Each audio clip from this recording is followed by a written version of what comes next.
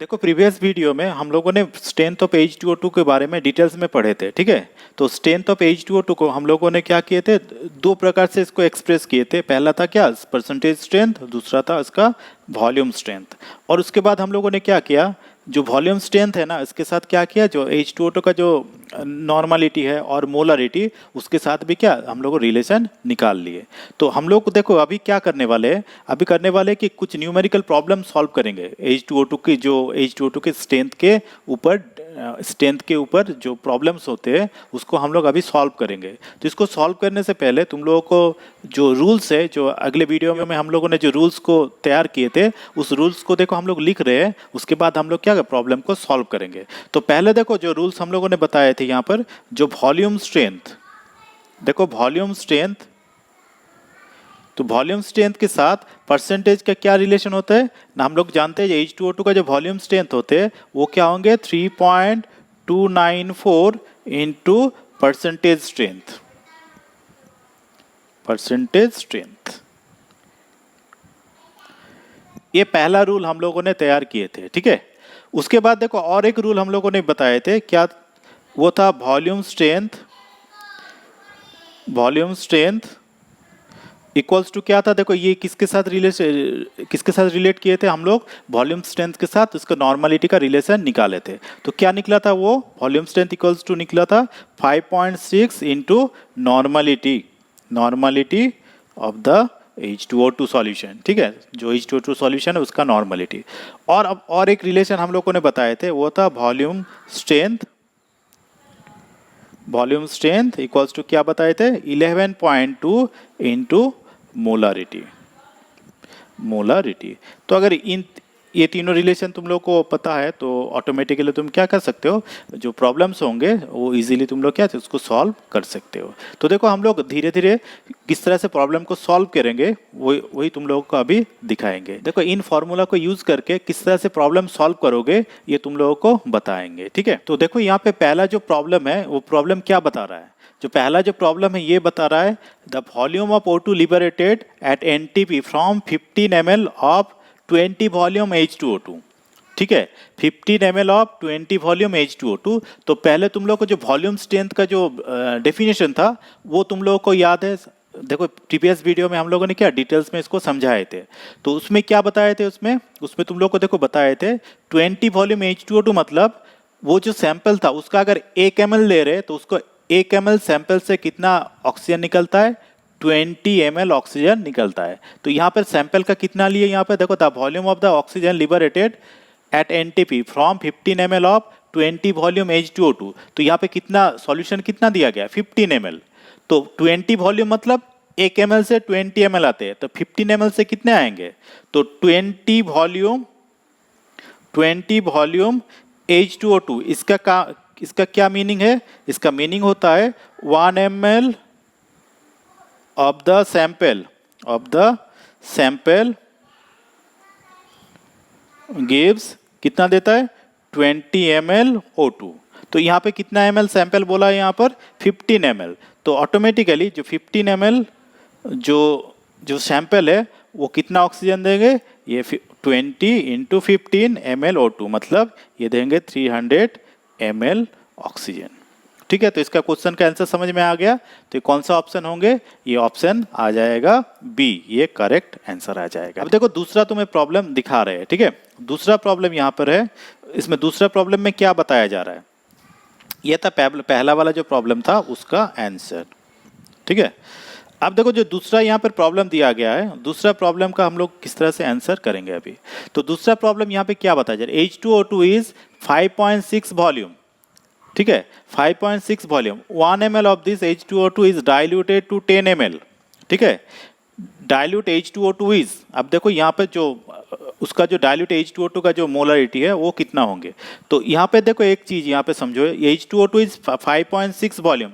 तो पहले हम लोग क्या करेंगे, 5.6 वॉल्यूम जो H2O2 है इसको हम लोग मोलरिटी निकाल रहे हैं वो कितना है।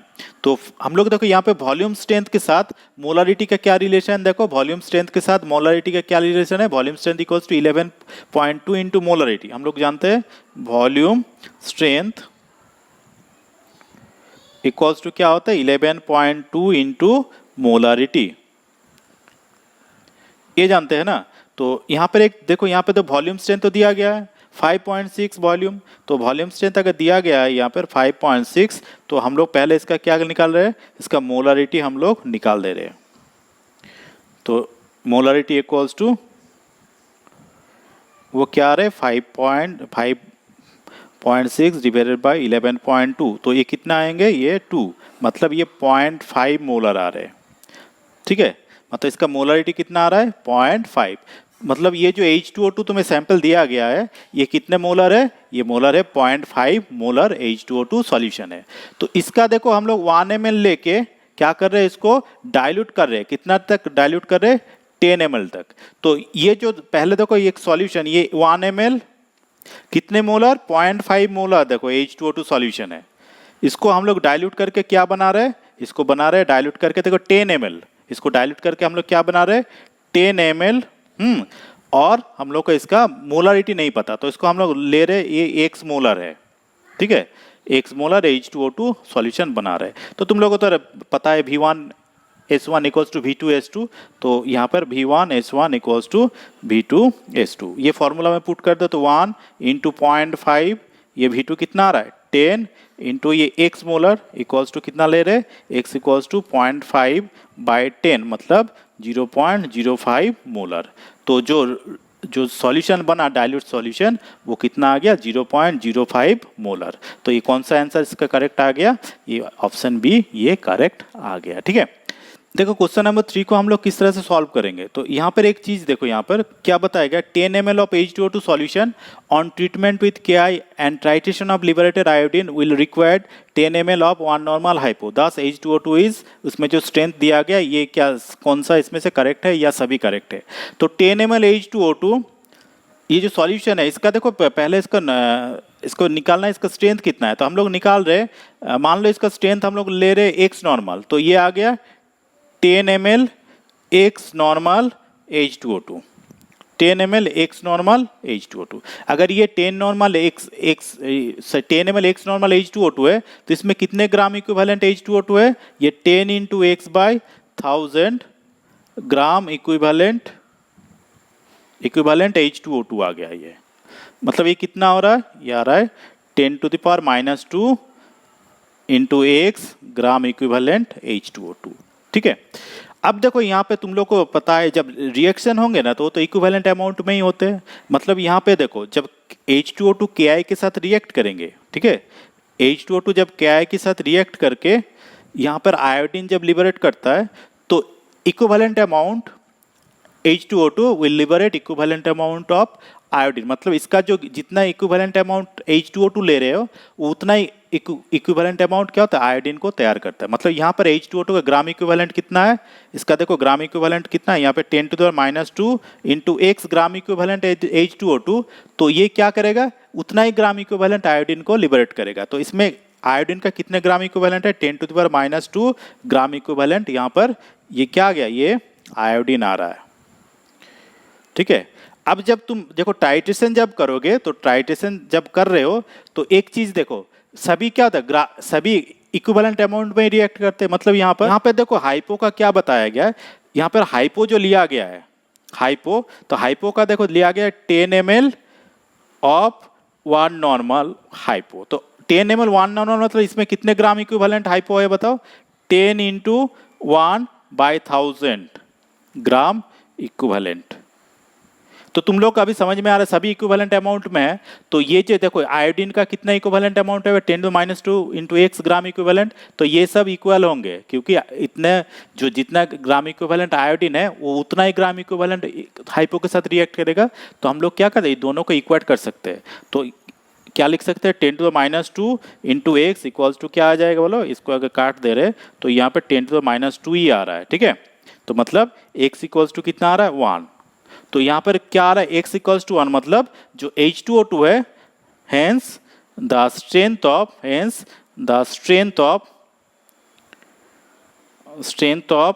H2O2 वो कितना आ रहा है यहाँ पर इज कितना इक्वल्स टू 1 नॉर्मल। तो हम लोग का H2O2 का जो स्ट्रेंथ हम लोग को पता चल गया है वो कितना है, 1 नॉर्मल है। अब तुम लोग को पता है 1 नॉर्मल अगर आ गया तो तुम लोग को एक चीज तो पता है, जो वॉल्यूम स्ट्रेंथ होते हैं इक्वल्स टू क्या था, 5.6 इंटू नॉर्मलिटी। अब देखो यहाँ पर नॉर्मलिटी तो हम लोग को निकल गया कितना, 1 नॉर्मल, तो अगर ये 1 बैठा रहे तो वॉल्यूम स्ट्रेंथ कितना 5.6। तो यहाँ पर एक चीज देख रहे हो, जो 1 नॉर्मल H2O2, तुम लोग को पता है 1 normal H2O2 is equivalent to क्या होते हैं बोलो, 5.6 वॉल्यूम H2O2।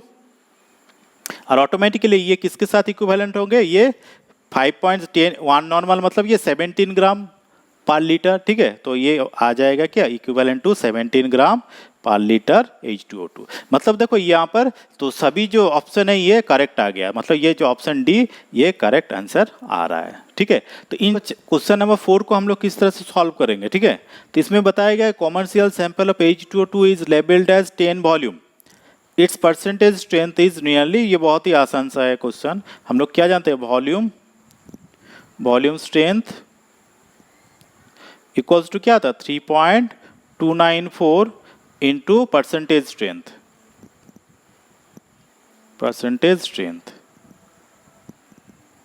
ठीक है। तो यहाँ पे देखो वॉल्यूम स्ट्रेंथ तो बताया गया 10 वॉल्यूम। अब इसका परसेंटेज स्ट्रेंथ जब निकल 3.294 इंटू परसेंटेज स्ट्रेंथ कितना आ रहा है, तो परसेंटेज स्ट्रेंथ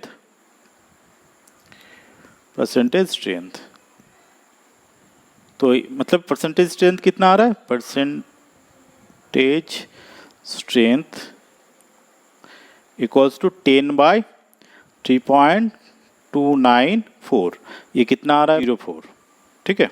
तो तुम लोगों को पता चल गया जो वॉल्यूम स्ट्रेंथ अगर दिया है 10 वॉल्यूम तो उसका परसेंटेज स्ट्रेंथ कितना आ रहा है, 3.04, यही तुम लोग का आंसर रहेंगे। और इसको जो नियरेस्ट आंसर है ये ऑप्शन ये देखो 5 नंबर क्वेश्चन को हम लोग किस तरह से सॉल्व करेंगे। The volume of oxygen evolve eight STP by decomposition of 0.68 gram of 20 volume hydrogen peroxide solution is, ठीक है। तो यहाँ पे देखो 0.68 ग्राम प्योर H2O2 तो है नहीं, ये बताएगा 20 वॉल्यूम हाइड्रोजन पेरोक्साइड। तो 20 वॉल्यूम हाइड्रोजन पेरोक्साइड का हम लोग पहले हम लोग इसको परसेंटेज स्ट्रेंथ निकाल रहे हैं। तो तुम लोग को तो पता है अभी परसेंटेज स्ट्रेंथ मतलब परसेंटेज स्ट्रेंथ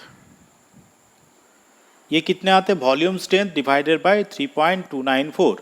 तो यहाँ पे वॉल्यूम स्ट्रेंथ दिया गया है 20 और नीचे है 3.294। तो ये आज को कैलकुलेशन करें तो ये मिलेगा 6.07। तो ये परसेंटेज स्ट्रेंथ आ गया। तो परसेंटेज स्ट्रेंथ का क्या मतलब होता है, इसका मतलब होता है कितना, ये 6.07 ग्राम H2O2 है इन 100 ml सॉल्यूशन। अब देखो यहाँ पर जो 0.68 ग्राम H2O2 सैंपल contains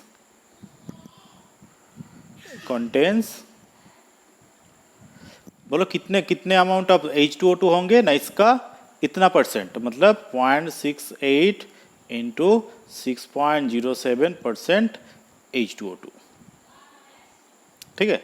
अब देखो हम लोग क्या जानते हैं, हम लोग जानते हैं H2O2 से जब तोड़ा जाता है तो ये मिलता है H2O और O2 हाफ O2। तो मतलब ये अगर 34 ग्राम अगर H2O2 को तुम लोग तोड़ रहे हो तो मिलता है कितना ऑक्सीजन मिलता है, 11,200 ml ऑक्सीजन मिलता है। तो यहाँ पर कितने देखो कितने ग्राम यहाँ पर H2O2 है, यहाँ पर 0.68 इंटू कितना 6.07%, मतलब 100 से इसको डिवाइड करना है। तो कितना मिलेगा यहाँ पर बोलो, तो लिया 11,200 इंटू 0.68 इंटू 6.07 डिवाइडेड बाई कितना, इंटू डिवाइडेड बाई 100 और नीचे क्या 34 चला जाएगा, ठीक है।